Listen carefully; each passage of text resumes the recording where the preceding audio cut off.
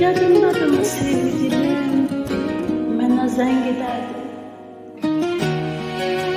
Dəqiqə başı mənə bəxtəvər deyirsən. Sən bir soruşdun mu bəxtəvərsən? Bəxtəvər deyiləm mən. Əlindən gələn pislik edirsən, İndi isə məni qoyub gedirsən.